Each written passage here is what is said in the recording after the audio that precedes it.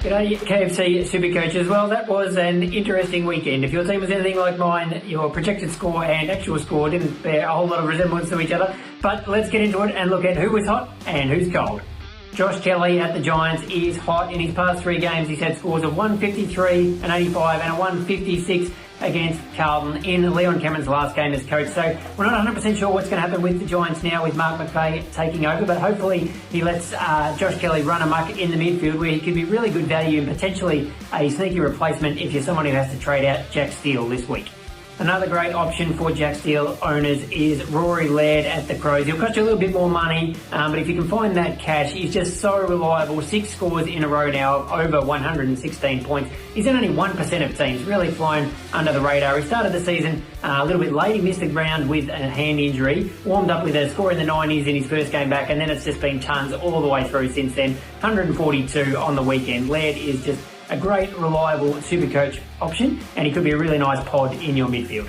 And a shout out to a mid-pricer I picked at the start of the year, and a lot of people did as well, Will Brodie at Fremantle now. He played against his old club, the Gold Coast Suns, on the weekend, and showed him what they gave away really for nothing, which is still one of the more odd trade decisions of recent times, scoring 121 points for the Dockers. He's now gone up $258,000, which is just an absolutely fantastic result. The only issue now is, do we cash in and get the most out of that money, or do we just hang on to him? He's scoring so well. He's the number 5 ranked forward on total points for the season, number 7 going on averages. So I'm certainly in no hurry to get rid of him. The Dockers have the last bye in round 14, so you can absolutely keep him through till then. Then maybe we can reassess, but there's a potential there that we might keep him for the entire season.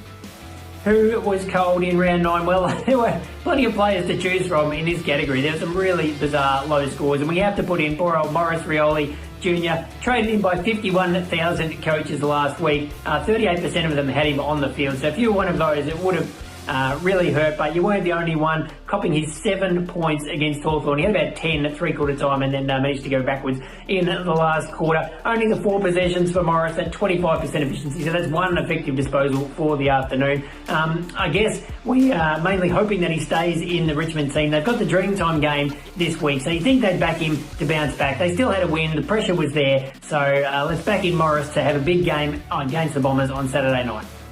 Stephen Cornelio was another really cold player at the weekend.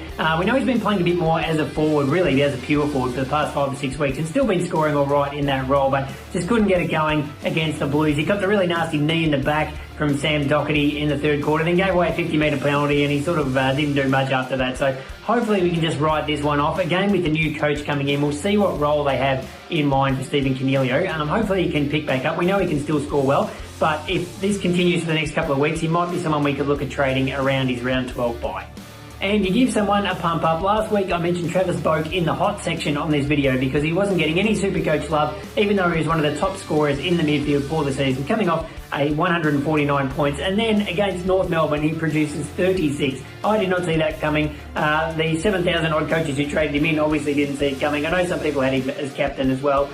Just really took it easy against the Kangaroos. 13 disposals, only 4 contested. 54% efficiency and gave away 2 free kicks. 11 Port Adelaide players scored over 100 and he scored 36. So that was a real one out of the box for Boak. I don't think we'll see that again this year, but just a shocker if you had him in your team.